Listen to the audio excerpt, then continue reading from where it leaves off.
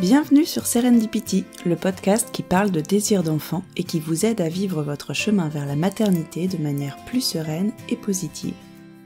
Je suis Mélanie, naturopathe spécialisée en fertilité et j'accompagne les femmes qui ont des difficultés à avoir un enfant à reprendre les rênes de leur fertilité afin d'augmenter leurs chances de concevoir.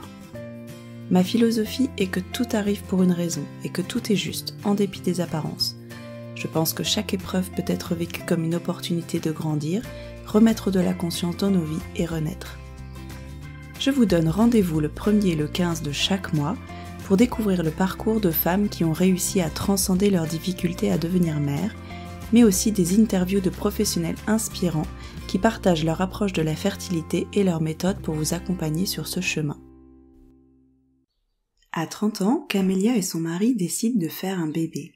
Les mois passent, mais rien ne se passe. Elle décide d'aller voir un gynécologue, histoire de faire un bilan, et ne s'attend pas du tout au diagnostic. Après une échographie et un bilan hormonal, ils sont aussitôt orientés vers un médecin spécialisé en procréation médicalement assistée, et le parcours s'enchaîne à une vitesse vertigineuse.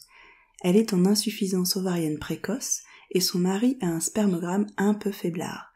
Pas le temps de réfléchir, les chances sont faibles. Ils enchaînent 2 FIV-ICSI qui ne donnent que peu d'ovocytes et pas de grossesse.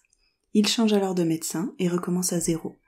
Le nouveau protocole de FIV ne donne rien et se termine en insémination artificielle qui aboutit à un nouvel échec. C'est très dur, mais ils ne baissent pas les bras. Camélia s'informe beaucoup, ils prennent du recul, changent leurs habitudes alimentaires, leur hygiène de vie et leur état d'esprit. Et la 3e FIV donne lieu à une magnifique grossesse et Camélia donne naissance à une merveilleuse petite fille. Ils ont repris le chemin de la PMA en fin d'année 2020 et ils mettent de nouveau toutes les chances de leur côté pour améliorer la qualité de leurs gamètes via l'alimentation, l'hygiène de vie, la gestion du stress. Et ce sont tous ces conseils que Camélia partage sur son compte Instagram avec les couples en désir d'enfant pour les aider à garder espoir et à goûter à leur tour ce bonheur fou d'être parents. Bonjour Camélia, bienvenue dans le podcast. Je suis ravie que tu sois là avec moi aujourd'hui. J'espère que tu vas bien. Oui, merci beaucoup. Bonjour Mélanie, merci infiniment de me recevoir sur ton très joli podcast qui a fêté ses 1 an il n'y a pas longtemps d'ailleurs, je Ouais, crois, donc joyeux anniversaire et merci de me recevoir. merci à toi. Écoute, on va commencer par la petite question habituelle. Est-ce que tu peux te présenter? Oui, alors donc je m'appelle Camélia, j'ai 35 ans, je suis mariée et je suis maman, d'une petite fille qui va bientôt avoir 3 ans, et que j'ai eue, grâce à la PMA.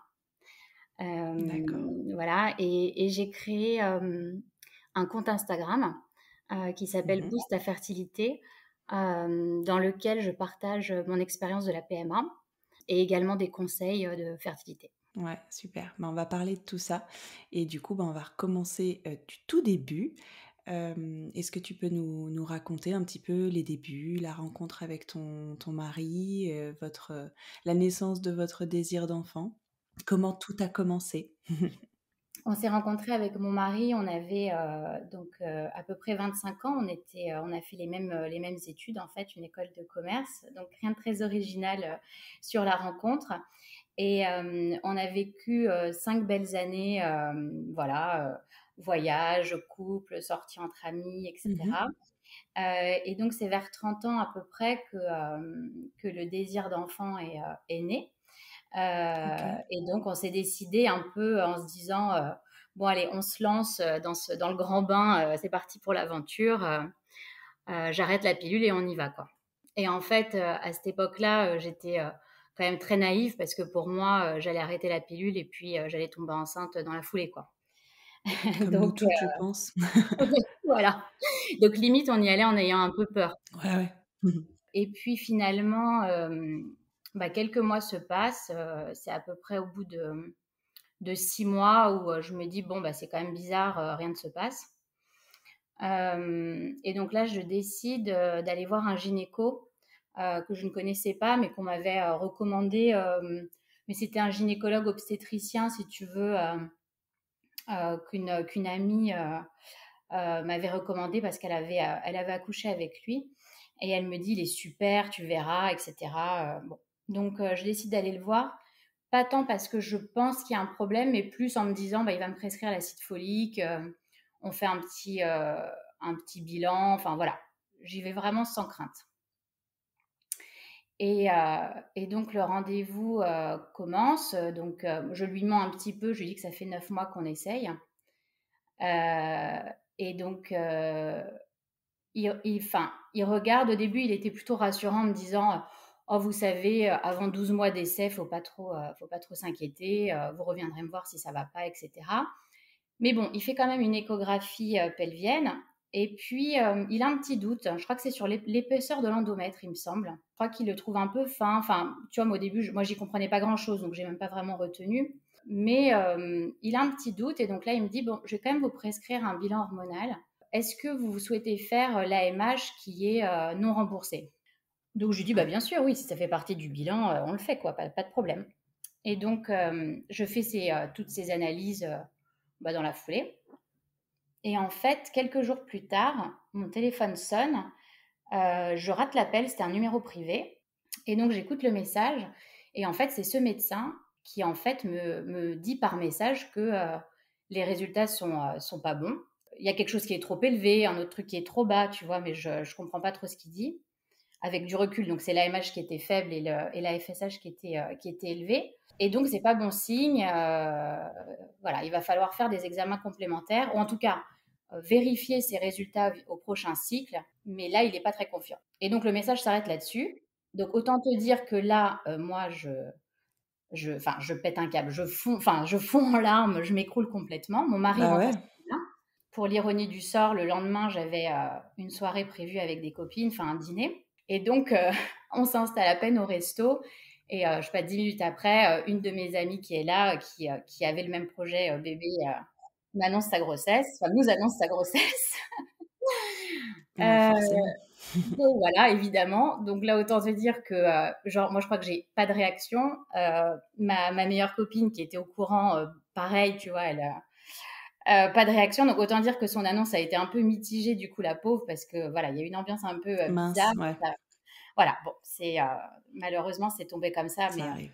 voilà, ça arrive. Mais donc, c'était un peu compliqué. Et donc, tout ça pour dire que donc j'ai refait le cycle suivant, les mêmes examens qui étaient donc toujours aussi mauvais, on va dire. Est-ce que tu avais pu avoir ton gynécologue au téléphone quand même? Oui, entre-temps, oui, pardon, bien sûr. Je crois que j'ai mis quand même 2 jours à réussir à l'avoir en ligne. Mais donc, j'ai fini par l'avoir. Et donc là, il m'a réexpliqué hein, que c'était donc l'AMH qui était faible, la FSH qui était élevée. Et il m'a expliqué, il n'a pas tout de suite posé un diagnostic en disant qu'il voulait quand même avoir les Ouais. résultats sur le deuxième cycle avant de poser un diagnostic concret. Et donc, quand on a eu ces seconds résultats, on l'a revu. Cette fois, on a été avec mon mari, on l'a vu en consultation. Et donc, lui, il a déjà évoqué à ce moment-là l'insuffisance ovarienne précoce, hein, qui est donc. Est-ce que tu avais fait, une échographie pour, le comptage des follicules en trop quand même avant qu'il pose le diagnostic? Non, de mémoire en tout cas, non, pas avec lui. En fait, lui, OK. avec ses résultats à l'appui, nous a tout de suite dirigés vers un médecin spécialisé en PMA, en procréation médicalement assistée, Ouais, en nous disant que lui, de toute façon, il n'était pas du tout à même voilà, de nous ouais, aider de vous et que accompagner. voilà, c'est ça. Et donc, il m'a dirigée vers un médecin en privé, en fait. Donc, moi, je connaissais pas du tout hein, le monde, enfin, comme aucune de nous à la base, le monde de la PMA, Ouais. etc. Donc, sous ses conseils, on avait une lettre, si tu veux, avec sa recommandation. On est allé voir ce médecin. Et donc, la rebelote, comme beaucoup d'entre nous, on se refait une batterie d'examens avec ce médecin parce que Mmh. lui veut que ce soit fait dans un labo en particulier, etc. On fait Ouais. effectivement également le comptage des follicules en trop. Et donc, il confirme bien le diagnostic donc, de l'insuffisance ovarienne. J'avais une AMH qui était à Mmh. 1,1, je crois, de mémoire.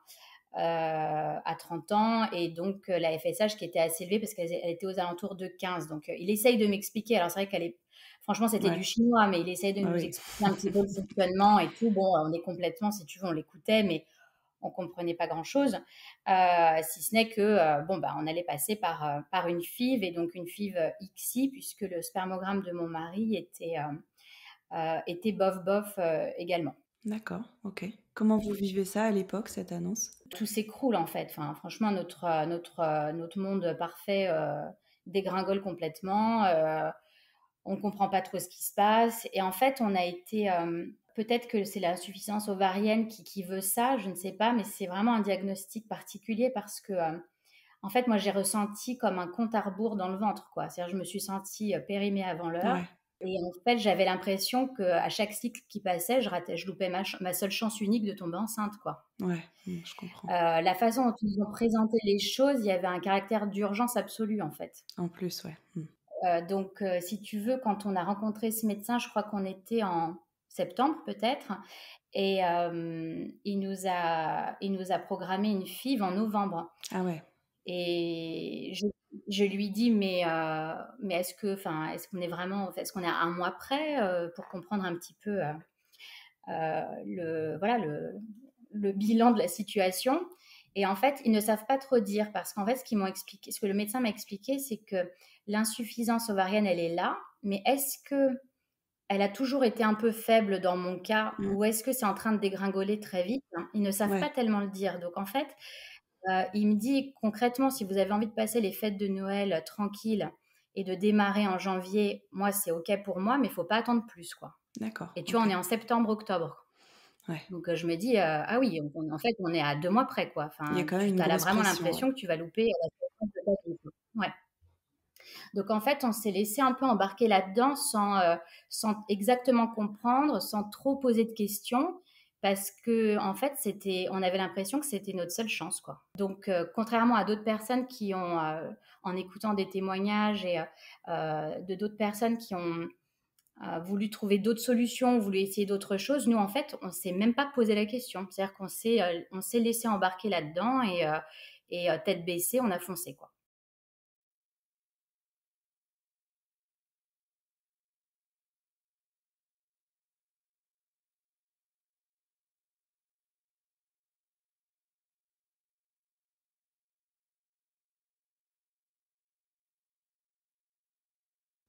Et donc, on a démarré notre première FIV donc, en novembre, décembre, enfin décembre, je crois, décembre 2016 exactement, tout début décembre.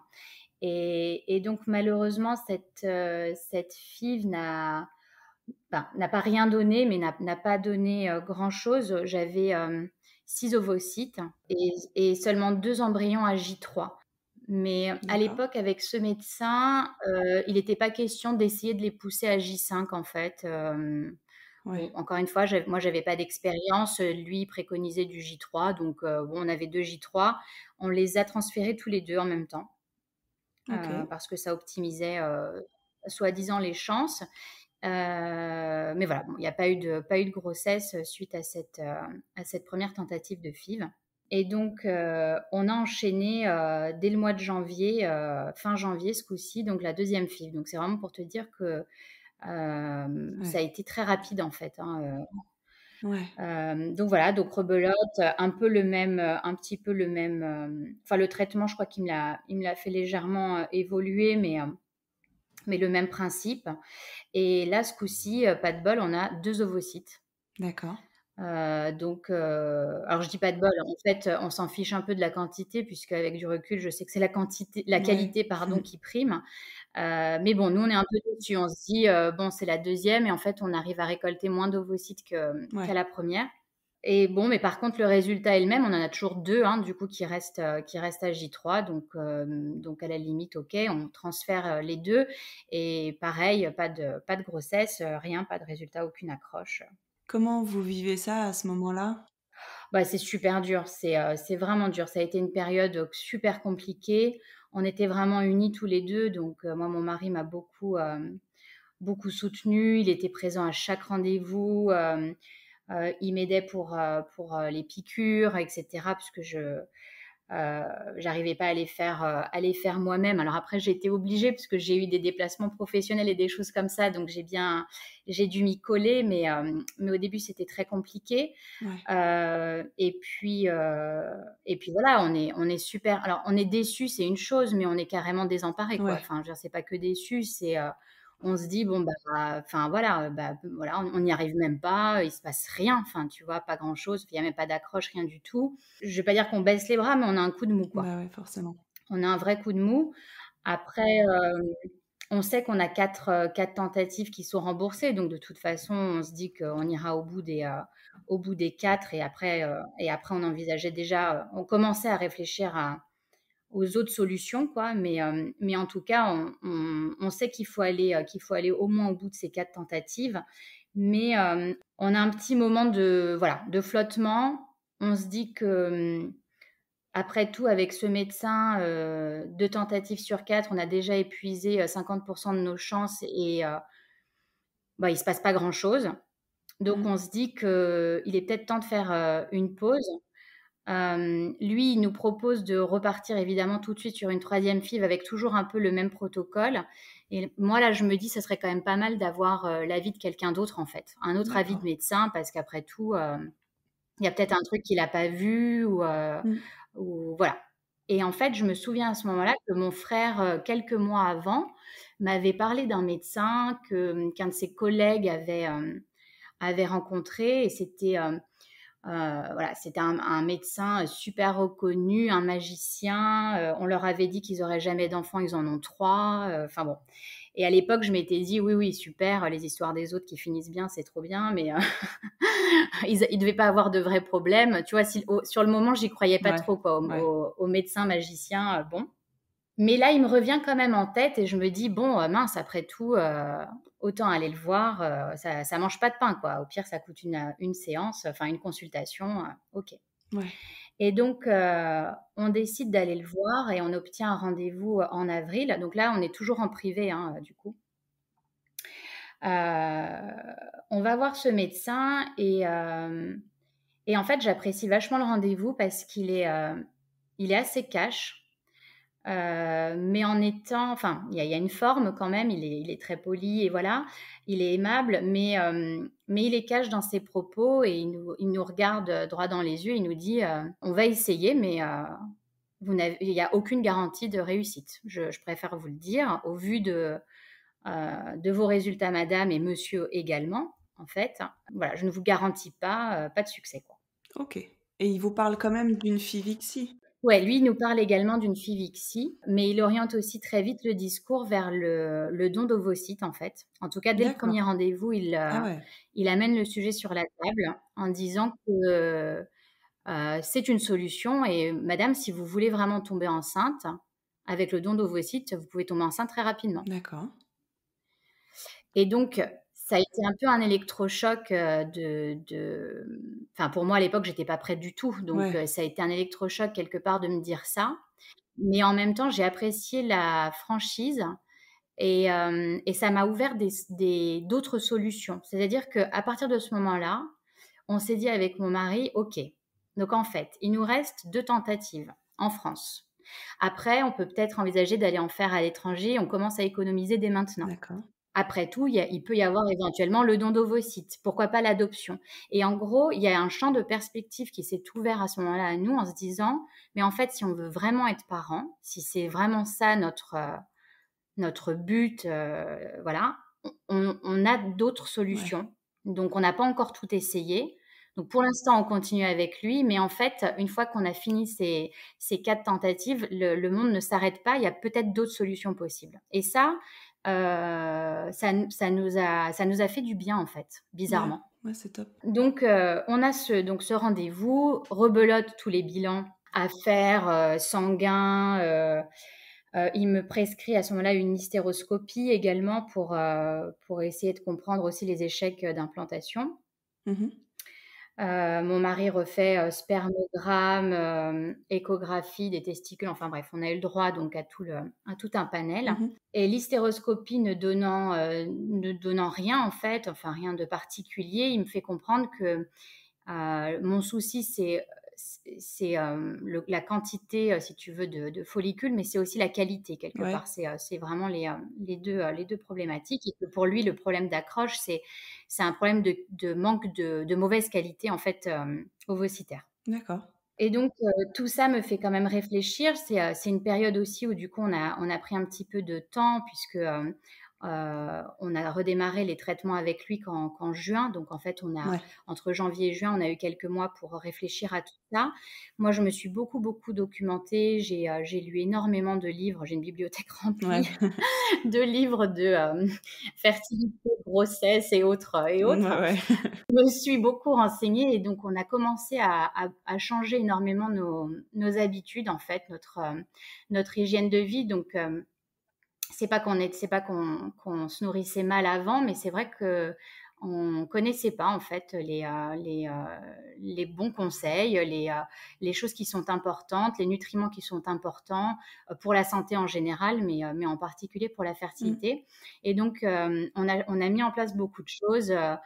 Alors d'abord un côté un peu de détox, j'enlève déjà tout ce qui, peut me nuire en fait, enfin nuire à la fertilité, tout ce qui peut perturber l'équilibre hormonal.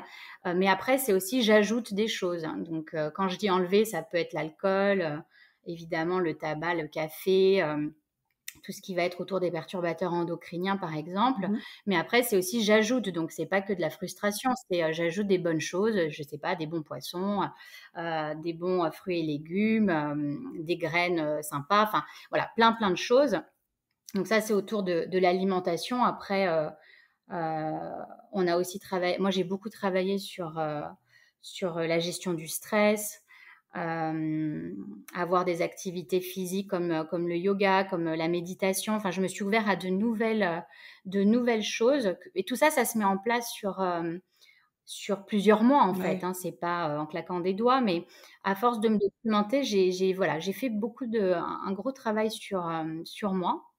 Et ton mari te suivait aussi dans cette, Pas trop. Pas trop lui, alors comme, enfin quand je cuisinais, voilà forcément un petit peu, mais après il trouvait que c'était un peu du délire. Il me disait: «Oh là là, mais pourquoi est-ce qu'on doit encore, pourquoi est-ce qu'on achète du pain complet?» tu vois? Et pas du pain de mie. Enfin j'exagère un peu, mais c'est le genre de choses, tu vois?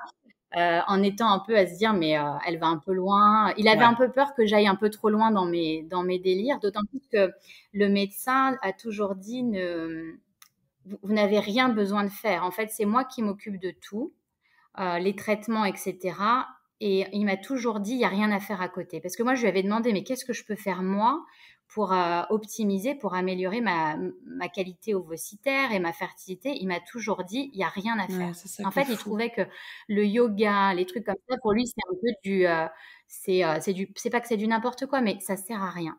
Et Ouais. ça, tu vois, je lui en veux un petit peu là-dessus parce que j'ai mis du temps à m'y mettre, aussi parce que j'avais ce message et que je me disais: «Bon, en fait, je me fatigue pour rien, Bah, quoi. ouais, Enfin, en fait, clairement. c'est pas ça le problème», et voilà. Et c'est idiot parce qu'avec du recul, je suis certaine, mais certaine, que ça aide beaucoup. Voilà, beaucoup. C'est pas moi qui vais te contredire, effectivement. J'imagine. Dans mon cas, il fallait, un médecin, avec, voilà, avec, tous les traitements, hormonaux qu'il y a derrière, mais il fallait aussi, un travail, sur moi, sur, mon hygiène, en Mmh. fait, quelque part, et le soutien de mon mari. Et en fait, l'un sans l'autre, on n'aurait pas Ouais. réussi. Mmh. Enfin, je pense qu'il fallait les 2, et ça, les médecins, ils sont peut-être pas assez, formés là-dessus, ou en tout cas, c'est pas le message que le mien m'avait transmis. Mmh. Enfin bon, toujours est-il que donc, en juin, on redémarre un traitement plus fort, en dosage pour cette troisième tentative de FIV. Mais en fait, ça donne rien. On est en juin, donc j'ai pas encore mis en place tous mes changements alimentaires et autres.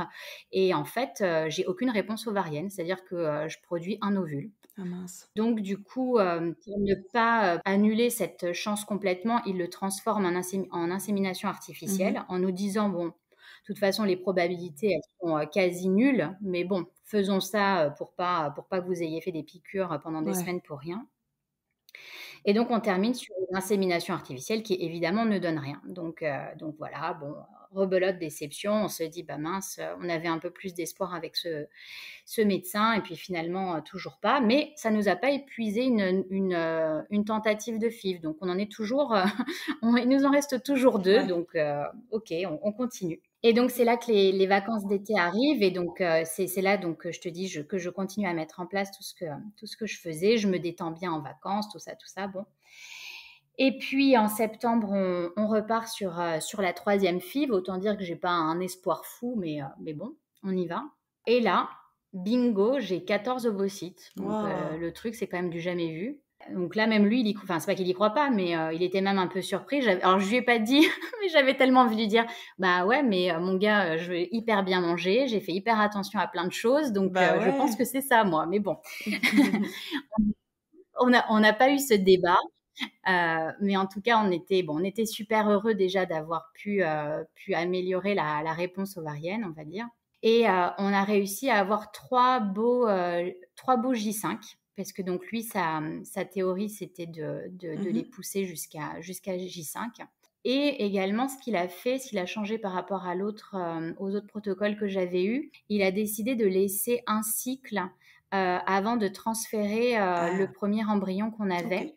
Donc en fait, on n'a fait aucun transfert d'embryon Ok. frais. Voilà, il fonctionne surtout, en tout cas dans mon cas, hein, par transfert d'embryon congelé uniquement. Ok. Parce que ça permet, d'après ses explications, de laisser reposer l'endomètre, etc., qui est quand même assez fortement stimulé avec tous les traitements hormonaux. Ça permet de faire un cycle de repos, de rebooster aussi pour bien préparer justement l'endomètre au moment du transfert. D'accord. Donc on l'a fait de cette manière-là. Et donc là, bingo, bah, ça a marché. Waouh. Génial. Donc, ouais, bah, franchement, j'y croyais. Non, mais j'y croyais pas. Enfin, d'ailleurs, j'ai eu beaucoup de mal à y croire longtemps à cette grossesse parce que c'était, on n'y croyait plus du tout et qu'on se disait qu'on n'osait pas y croire, quoi. Enfin, tu vois, je regardais les résultats et je me disais, je crois que le résultat de la prise de sang, c'était dans les alentours de 120 et quelques. Ouais. Et je regardais mon mec et je lui disais, mais t'es sûr que 120 c'est supérieur à 5? Enfin, tu sais, des questions à la Ouais, con, ouais, quoi. ouais, ouais, la On est sidération, d'accord quoi. que 120 c'est supérieur à 5. Donc, et voilà, et ça a marché. Et bah, tu vois, j'en ai encore, j'en ai encore l'émotion aujourd'hui. Ma fille va avoir 3 ans. Mais comment s'est passée cette grossesse, du coup, quand même, les premiers mois étaient un peu compliqués? En fait, ce qui a été juste compliqué, c'est de réaliser que vraiment, oui, ça allait arriver, en fait. Moi, j'ai mis beaucoup de temps à y croire. Avant la première échographie du premier trimestre, de toute façon, je voulais pas y croire. Enfin, je voulais bien y croire, mais on restait très, très, très prudent sur, oui, mais tu sais, il peut y avoir une fausse couche. Oui, mais tu sais, ça peut être une grossesse extra-utérine. Oui, mais tu sais, il peut y avoir un problème. Donc, en fait, on a mis beaucoup de temps ouais, à réaliser et enfin, voilà, à y croire vraiment. Ouais, Je crois qu'on s'est surprotégé tellement on a vécu des déceptions avant, en fait. ouais. Et voilà. Mais après, une fois voilà, que l'écho du premier trimestre, c'était très, pas que symbolique, mais ça nous a beaucoup rassurés. À partir de ce moment-là, la grossesse, elle s'est super bien passée. Mais j'ai eu une grossesse merveilleuse, idyllique, enfin sans problème, quoi. Ouais, Tout a bien roulé, enfin quelques petits détails de rien du tout. Tout s'est bien passé, j'ai eu un bébé en bonne santé, zéro problème. Voilà, une fois que ça a été lancé, après, 0 souci, quoi. génial. OK, et l'accouchement s'est bien passé aussi? Ouais, l'accouchement, a été extrêmement long et c'est pas vraiment douloureux parce que, ils m'ont mis une telle dose de péridurale que je sentais presque plus rien à la fin, mais ça a été très long. Ma fille a mis un peu de temps, enfin beaucoup de temps à sortir, mais tout s'est bien passé. Tout s'est bien passé. Elle était en bonne santé. Elle est toujours en bonne santé. Voilà, c'est pour dire que c'est pas parce qu'on passe par tout ça que ça doit mal se passer après ou qu'il doit y avoir d'autres problématiques. En fait, une fois que voilà, une fois que ça arrive, bah, après ça peut aussi très bien se passer et on mérite d'avoir des bébés. C'est pas parce que la nature fait que, ben, on n'y arrive pas en claquant des doigts, mais on fait quand même des beaux bébés et on fait de très bonnes mamans, de très bons parents. Enfin, Mmh, voilà. tout à fait. Après, nous, tout s'est super bien déroulé sans accroc, quoi, OK, sans accroc. Et comment tu as vécu tes premiers pas de maman après ce parcours-là? Est-ce que tu dirais aujourd'hui que le parcours que tu as eu en PMA a eu un impact sur ta vision de la maternité, ton rôle de maman? Oui, je pense effectivement que ça a un gros impact en fait parce que, je veux dire toutes les mamans sont folles amoureuses de leurs enfants et en profitent chaque jour. Mais moi je crois qu'il y a pas un instant, tu vois? Elle va avoir 3 ans, tous les jours, tous les jours, tous les jours, je me dis que j'ai une chance de malade en Ouais, fait. Et je sais pas si quand on a eu un parcours plus facile, voilà, je sais, enfin, ouais, peut-être que c'est pareil, en fait, mais moi, j'ai l'impression de me sentir, mais tellement chanceuse que enfin, j'ai besoin je la regarde tous les jours et j'ai besoin de réaliser que en fait, oui, bah, oui, elle est vraiment là, quoi, en fait. ouais. J'ai vraiment cette chance et voilà, donc c'est ça la différence et je pense que c'est la manière de le savourer Mmh. et c'est vrai que j'ai pas ma grossesse s'est bien passée et quand il y a eu des soucis enfin tu sais les nausées du Ouais, début etc. Jamais je me suis plaint. Euh, Quand ma fille était petite et qu'elle faisait pas ses nuits, jamais je me suis plaint et pourtant c'était dur, tu vois. ouais, Mais en fait, c'est pas que je m'autorisais pas à me plaindre, mais c'était pas grand chose quoi. Enfin ouais. c'était peu par rapport au bonheur que j'avais quoi. Voilà. Donc je pense que j'ai vécu tout ça du coup avec beaucoup de ouais en essayant de prendre du recul, enfin voilà de savourer en fait chaque instant de bonheur.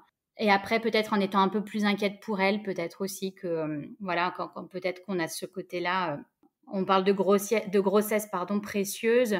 Bah, du coup, moi, je la vois vraiment comme un, voilà, un petit, tu vois, quelque chose de très précieux enfin, auquel il faut faire très attention parce que c'est un équilibre qui reste fragile quelque part, tu Ouais, vois. Mais je pense que c'est un peu les petits traumatismes de ce parcours, quoi. ouais, c'est normal, je comprends. Même si je parle de traumatisme de parcours, mais sincèrement, pour donner aussi un peu voilà, de positif et de courage aux couples qui traversent ça. Après, on oublie quand même parce que, tu vois, là, donc je suis retournée dans un parcours PMA depuis 1 an pour bébé 2 ce coup-ci. Ouais, Et en fait, je m'aperçois que j'ai tout oublié. Je me souvenais plus de quel traitement, comment fallait le prendre. Il y a pas mal de détails. Si tu veux, tu as un vécu quand même. Donc j'y suis allée avec moins d'appréhension dans ce parcours-là, c'est sûr. Mais en fait, il y a aussi beaucoup de choses que j'avais oubliées. Donc c'est pour dire que quand on le vit sur le moment, c'est éprouvant. Enfin, je veux dire, un parcours ouais. PMA, c'est très dur. Euh, donc sur le moment, c'est vraiment éprouvant, mais quelque part après, voilà, quand le temps passe, on finit aussi par oublier ça et on garde plus que le positif. Mmh. D'accord, ouais. C'est un beau message effectivement à rappeler. Bah oui, parce que on en a besoin, je pense, quand on est dans ce long chemin. Voilà, faut aussi voir le côté positif. Bien sûr que si on pouvait éviter de passer par là, je pense pour la plupart, on serait bien content.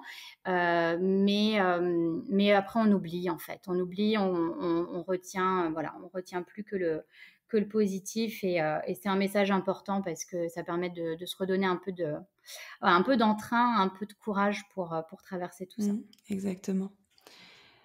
OK et du coup, donc tu viens de nous dire que, vous êtes de nouveau, en fait, en parcours PMA. À quel moment vous avez décidé de vous lancer dans l'aventure d'un deuxième enfant? Et est-ce que, du coup, la PMA est venue tout de suite, en fait, «sur le tapis» entre guillemets? Est-ce que vous avez tout de suite pensé à repasser par la PMA? Ouais, en fait, oui, on savait que pour un deuxième enfant, il faudrait repasser par tout ça, sauf miracle. Mais on nous avait bien dit, notre médecin nous avait bien dit que avoir un enfant naturellement, nous tous les 2 ensemble, en fait, ça relevait du miracle. Ah ouais. Donc ça existe, mais enfin bon, ça reste rare. Quand ma fille a eu, 1 an, on a commencé à se poser la question, à s'en parler, mais moi je trouvais ça beaucoup trop tôt. J'étais pas prête, elle était encore petite et j'ai eu tellement enfin, je dis tellement de mal, hein. Il y a des gens qui attendent plus longtemps, mais en tout cas, j'ai attendu pour la voir, j'avais envie d'en profiter, quoi. C'était pas pour faire les choses vite, vite et donc j'avais vraiment envie de me focaliser sur elle et j'étais pas encore prête à m'investir sur un 2e enfant et en même temps, j'avais rebelote, ce compte à rebours dans le ventre Mmh. de me dire: «Oui, mais mince, les années passent, cocotte, voilà, les 35 ans approchent. Enfin, à ce moment-là, j'avais 33, je crois. Mais bon, donc j'étais un peu entre deux, fausse grouillée, mais en fait, j'en ai pas encore envie. Mais qu'est-ce qu'on fait, quoi? Donc, on a Ouais. commencé à se poser la question à ce moment-là. Et ce qu'on s'est dit, c'est qu'on arrête de se protéger. De toute façon, il y a peu de chances que ça se produise, donc voilà, on verra bien. Et puis, bah, si au bout d'1 an, il y a rien, bah, on ira retoquer chez notre médecin et puis voilà, on verra à ce moment-là. Ouais. Et donc c'est ce qui s'est passé, hein, voilà, au bout d'un an, il s'est rien passé. Donc on est retourné voir notre médecin, donc c'était un petit peu avant tout ce Covid-là.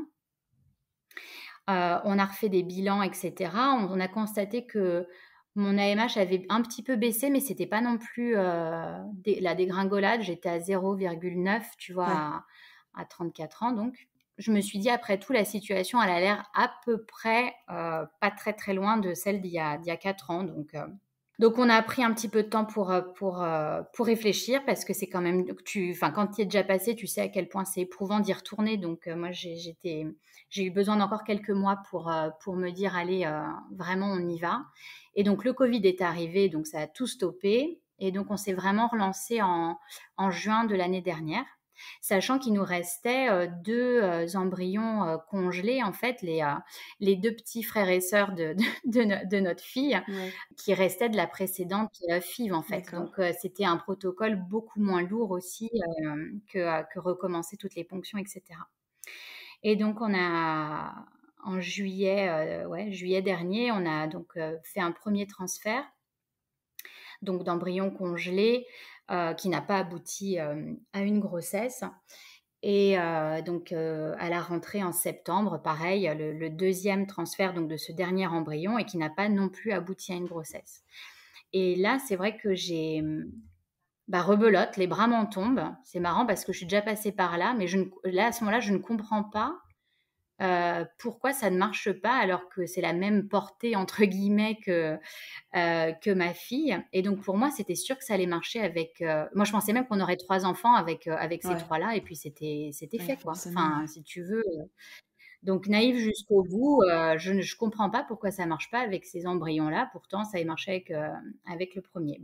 C'est aussi le moment où, parce que tu vois, je suis pas hyper fiable sur justement cette hygiène de vie et cetera. Donc j'avais un peu, une fois que ma fille est née et tout, bon, il y avait pas mal de trucs où, j'avais un peu lâché, quoi. Enfin, Ouais. j'étais moins, il y a des choses que j'avais pas complètement ancrées dans mon quotidien et donc rebelote, quand je vois que les 2 transferts d'embryons n'ont pas fonctionné, bah, je repars dans toute cette démarche je fais attention aux produits que j'utilise, je fais attention à mon alimentation, je médite davantage. Enfin voilà, je remets en place des choses que j'avais mis en place la première fois.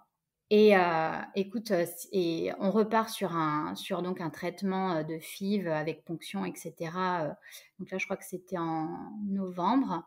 Et bah, comme la première fois, donc je suis toujours avec le même médecin, hein, comme la première fois avec lui, bah, rien ne se passe. C'est-à-dire, j'ai aucune réponse Ah ovarienne, ouais. rien du tout. On finit par une insémination, histoire de dire, OK. voilà. Alors, c'est la même chose que la dernière fois. Donc là, mon mari fait une petite blague en disant: «Bah, attends, on a fait 2 transferts, une insémination, la prochaine, c'est la bonne puisque la dernière fois, ça s'était passé comme ça». Ouais, ouais, bon, Bah on oui. verra. Il reste positif.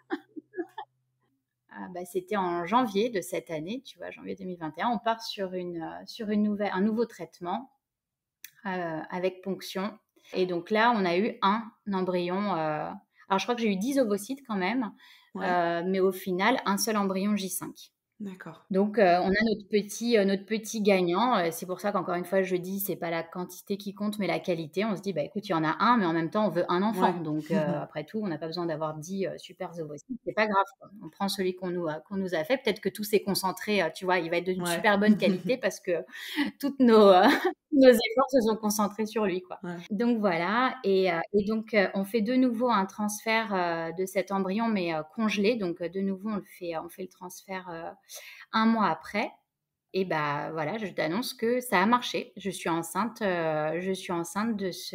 pas de voilà, de vrai? mon bébé, ouais, suite à ouais, Ah, j'ai des suite frissons partout, à cette félicitations! fonction et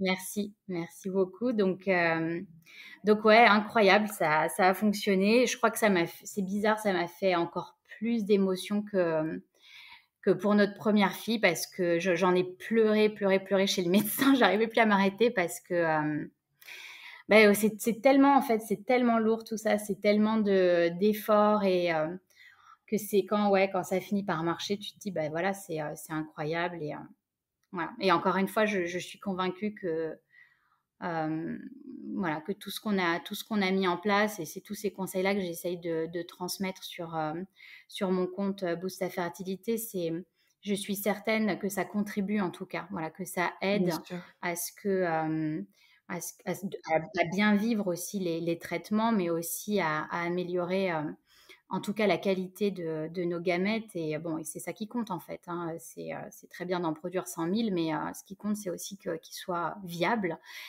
et que ça puisse voilà, que ça puisse donner un bébé. Donc voilà, là j'ai fait mon écho du premier trimestre enfin, quelques jours. Donc tout va bien, bébé va bien, donc c'est génial quoi.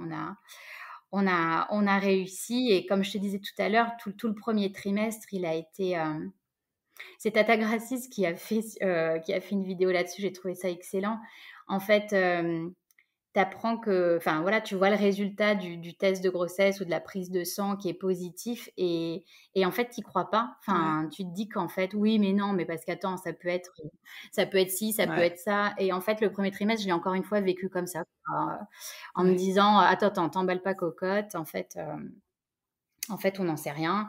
Et bon, et puis finalement, on a fait l'écho et on voit un bébé qui bouge, il a ses petits bras, ses petites jambes. Enfin voilà, Ah, il est c'est là, quoi. Il chouette. est là. Très belle nouvelle. Tant mieux. Ouais, merci.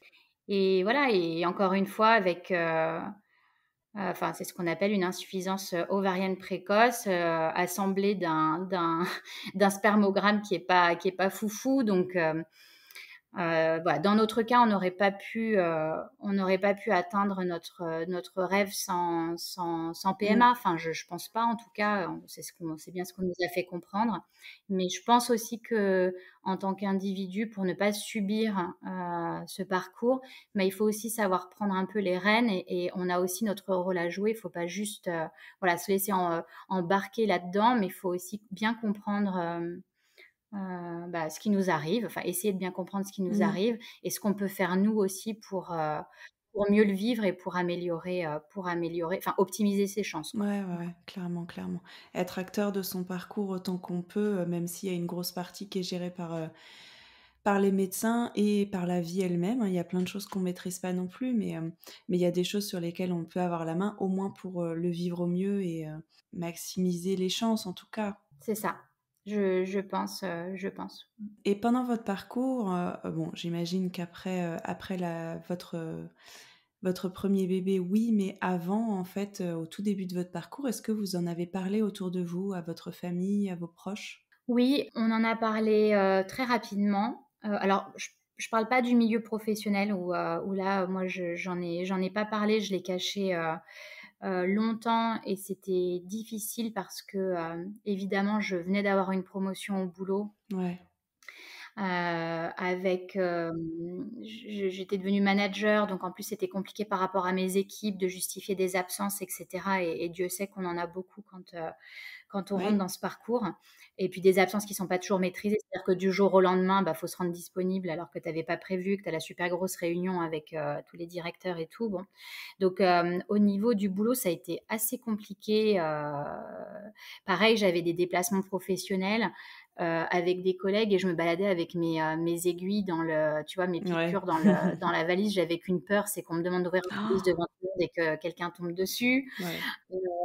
le soir, bah, moi, je devais faire ma piqûre à une heure bien précise. Donc, pendant que tout le monde s'amuse au resto, bah, Camélia, bah, je faisais un peu la, la rabat-joie qui doit rentrer en disant que je suis fatiguée, alors qu'en fait, bah, je devais aller faire ma piqûre. Je mettais une demi-heure à me piquer toute seule dans la chambre d'hôtel, tu Bah vois, ouais. limite en pleurs parce que j'arrive pas à faire ma piqûre, quoi. Enfin bon, donc ça a été assez compliqué, assez éprouvant. Mais en tout cas, notre entourage proche, nos amis et nos familles étaient au courant et ils étaient au courant à peu près des étapes, etc. Mais malgré tout, tu vois, maintenant j'ai mes amis très proches qui me suivent sur Instagram et qui en fait m'ont fait beaucoup de retours par rapport à ça en me disant mais enfin j'avais pas compris en fait que Ouais. tu vivais ça, enfin j'avais pas compris à quel point et pourtant elles étaient au courant, mais quand enfin voilà, je vais pas appeler chaque personne le soir pour dire bah voilà la soeur de la piqûre, là c'est l'heure du rendez-vous chez le médecin, donc Bien sûr, elles étaient au courant comme ça dans la globalité du parcours, mais on se rend pas compte de ce que c'est quand on le vit pas, quoi. clairement. Donc en fait, ce compte, ça a créé un peu de proximité sur ce sujet-là parce que en fait, c'était resté quelque chose de très flou pour elle quelque part. Mmh. Ouais, et du coup, qu'est-ce qui t'a permis d'avoir le déclic et l'envie de créer ce compte Instagram? En fait, lors de mon donc là, de mon 2e parcours, il y avait 2 choses, je pense. C'est, déjà moi, de me donner un peu de ouais, de force et de courage, tu vois? Ça m'a motivée, en fait, quelque part, à y retourner et puis, l'autre chose, c'est que, je me rendais compte en y retournant pour la seconde fois à quel point c'est dur, en fait. Ouais. Mais moi, j'avais la chance d'avoir déjà cette expérience, d'avoir déjà connu tout ça et d'avoir réussi en plus. Donc je me suis dit: «Beh, c'est quand même dommage de pas en faire, profiter». Enfin voilà, de donner, un Mmh. peu de force et un peu d'espoir aux gens, quoi. Éventuellement de répondre à des questions, mais après bon, on n'est pas voilà, on n'est pas enfin je suis pas professionnelle, de la santé et pas à ce niveau-là. Mais en tout cas, le vrai truc, c'est plutôt de donner de la positivité, un peu de force pour affronter ça. Et puis, et surtout, encore une fois, ce dont je suis convaincue, et comme tu me disais tout à l'heure, c'est pas toi que je vais convaincre, c'est de ce qu'on peut faire, parce qu'en fait, on nous le dit pas. Enfin, on ne le sait pas. Je sais pas, à l'école, il n'y a pas un chapitre santé, quoi, santé, fertilité. Enfin, en fait, on nous dit pas tout ce qu'on peut avoir comme action pour notre propre santé, pour notre propre corps. Et c'est quand j'ai réalisé tout ça, à force de lecture, d'en parler autour de moi, de rendez-vous aussi avec des professionnels de la santé, des naturaux et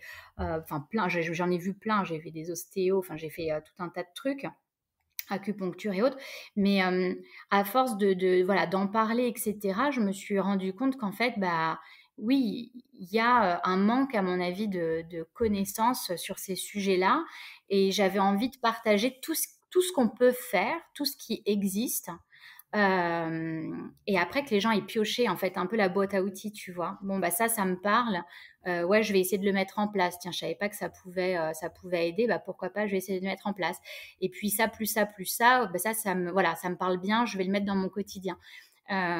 C'est juste que l'info parfois elle est un peu dure à trouver, et donc c'était un peu de recentraliser tout ça pour que d'autres personnes aient Ouais. cette chance, quoi. Ouais, c'est chouette, c'est très chouette, et d'ailleurs, c'est un compte qui marche bien parce que tu as de plus en plus d'abonnés. C'est un compte qui est quand même récent, que tu as commencé en fin d'année dernière, et on voit qu'il y a vraiment, une vraie demande, en fait, parce que comme tu dis, bon, moi évidemment c'est mon activité professionnelle, mais c'est vrai que c'est un vraiment quand on commence ces parcours-là, on découvre un monde, alors que, comme tu l'as dit et comme tu l'as vraiment vécu pour le coup, il y a vraiment des choses à mettre en place, mais pour notre santé en règle générale, pas uniquement pour cette période de conception, pas uniquement dans le but de faire un bébé.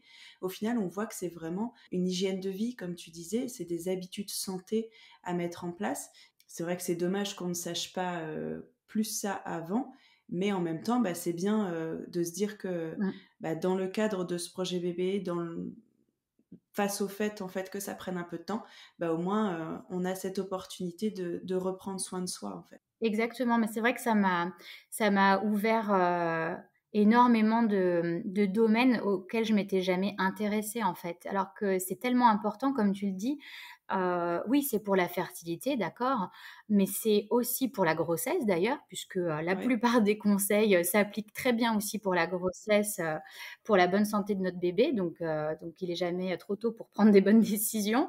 Et en plus pour la santé en général. Encore une fois, j'ai beaucoup, aussi de personnes qui me suivent, qui sont en fait des amis qui ont, 0 souci, en termes de fertilité, mais qui sont fans, en fait, des conseils parce qu'elles les appliquent pour leur Mmh, santé, en général, bien quoi. En sûr. fait, parfois, c'est des choses de bon sens aussi. Faut pas toujours se tordre l'esprit. Des fois, c'est des choses Oui. assez basiques, mais qu'on a besoin voilà, de se remémorer et puis de mettre en place au quotidien. Et encore une fois, ça se met en place tranquillement. C'est pas du jour au lendemain, je fous tout à la poubelle Ah non. et puis je deviens un peu hippie. C'est pas du tout ça. C'est vraiment des petits ajustements au quotidien et en fait, tu les apprécies, quoi. C'est à chacun aussi de trouver ses techniques qui lui correspondent pour se sentir bien, bon, dans sa tête et dans son corps, quoi. Mmh. Mais en fait, ça s'applique, en vrai, ça s'applique à tout le monde, hein. Mmh, tout à fait, ouais. Bah, écoute, merci beaucoup pour tout ça et pour conclure, est-ce que tu pourrais nous partager ce que tu retiens, en fait, de tout ce parcours et peut-être, ce que tu aimerais dire aux femmes qui nous écoutent et qui vivent pas forcément bien leur parcours, l'attente, et cetera, qui savent pas par où commencer, par quoi prendre, quoi faire? Est-ce que tu as des choses à partager? Ouais, alors ce que je retiens, c'est de se dire que, oui, parfois il faut se battre en fait pour, atteindre son objectif, son rêve, hein. Moi, c'était vraiment de l'ordre du rêve absolu. Donc parfois on est obligé en fait d'en passer par là, on est obligé de se battre. Sur le moment, c'est éprouvant, c'est très difficile et bien sûr qu'on préférerait, que la route soit plus droite ou que le chemin soit plus facile. Il faut se trouver du coup des moments où on arrive à se ressourcer, des gens sur qui on peut compter pour mieux, le vivre et pour réussir à passer cette période. Mais après ce qu'on en retire, c'est ça que je disais tout à l'heure, on en retient en fait finalement le positif et on en retire beaucoup de satisfaction quelque part. Bien sûr quand c'est des fins, heureuses, hein, je c'est facile à dire pour les personnes qui ont pas cette chance, c'est sûr que c'est pas le même point de vue, mais en tout cas, moi, ce que je me suis dit pour affronter ça, c'est: «OK, je mets toutes les chances de mon côté», donc si ça veut dire, modifier telle habitude de vie ou voilà, je mettrai toutes les chances de mon côté. J'essaye tout pour ne pas avoir de Mmh. regrets. C'est pour ça que je te dis que j'avais envisagé donc les 4 FIV, puis, hem, des FIV à l'étranger, pourquoi pas, puis, du don d'ovocytes, puis de la enfin, en gros, je me suis dit: «Écoute, si c'est ton objectif, si vraiment, moi je ressentais au fond de moi que j'avais besoin de ça voilà, pour être heureuse, pour me sentir, à ma place. Et voilà, du coup, j'ai envisagé vraiment toutes les options et tant que j'avais pas, tout essayé, bah, je baissais pas les bras. Alors bien sûr, il y a des moments où, tu as besoin de souffler, il y a des moments où on a besoin de voilà, de faire une pause et c'est tout à fait normal et c'est aussi normal de voilà, d'avoir à un moment donné des coups de mou, c'est logique. Mais en tout cas, j'avais cette trajectoire de fond en me disant: «Écoute, c'est voilà, c'est OK, bah, pour toi, ça va être le marathon, quoi, la course de fond, mais tant pis. Mais tant que j'ai pas tout essayé, je m'avoue pas vaincue, quoi, en gros». Mmh. Donc c'est ça le message que je veux passer, c'est, voilà, croyez en vous et c'est pas une question de destin, en fait. Parfois, on se dit, «Oui, bon, bah, écoute, laisse tomber». Enfin, en fait, tu vois, c'est le destin qui fait que, faut peut-être pas s'acharner et tout. Bah, non, en fait, parfois, faut se battre, beaucoup, beaucoup, beaucoup, très fort pour obtenir ce qu'on veut vraiment. Ça marche pas à tous les coups, ça, c'est clair. Mais en tout cas, je dirais qu'il faut essayer, voilà, tant qu'on a encore l'espoir et la force, bah, faut se battre malgré le coût quoi, que ça représente ou l'énergie que ça demande. Tant qu'on s'en sent encore capable au fond de soi, je dirais qu'il voilà, faut essayer de pas baisser les bras. Ouais. Tout essayer pour ne pas avoir de regrets, c'est le plus important. Exactement. Mmh. Bah, merci infiniment Camélia, c'était C'était un beau partage encore, merci beaucoup et encore félicitations et merci de ne pas me l'avoir dit avant parce que comme ça a été la surprise et la belle surprise. Je suis très heureuse pour toi. C'est un magnifique témoignage, encore une fois, plein d'espoir. Donc, merci beaucoup d'avoir accepté de témoigner et de raconter ton parcours. Belle continuation à ton magnifique compte Instagram que je mettrai évidemment dans les notes du podcast parce qu'il y a plein d'informations très pertinentes, très intéressantes et juste d'utilité publique. Encore une fois, je ne dirais pas le contraire. C'est important de connaître ces petites choses, comme tu dis, qui sont pas bien difficiles à mettre en place et comme pouvait te dire peut-être ton mari au début où on a l'impression que c'est pas grand-chose et que bon, c'est des conseils tellement basiques qu'on se dit que ça changera peut-être rien, mais si justement ça peut peut-être tout changer et au final c'est pas si difficile à mettre en place, donc pourquoi s'en priver? Donc merci pour tout, je te souhaite une très très belle grossesse et puis au plaisir de se donner des Merci nouvelles. beaucoup, Noémie. Merci à toi. À bientôt. Merci de nous avoir écoutés. J'espère que cet épisode vous a plu et si c'est le cas, n'hésitez pas à le partager sur Instagram en taguant le compte Serendipity le podcast. Si vous souhaitez vous aussi témoigner, vous pouvez m'écrire sur mon site www.melanie-esnar.com ou via mon compte Insta, je serai ravie d'échanger avec vous. Enfin, si vous souhaitez me soutenir, vous pouvez écrire un commentaire et mettre des étoiles sur votre appli de podcast préféré. C'est la meilleure manière de donner de la visibilité au podcast. Prenez bien soin de vous et on se retrouve dans 15 jours.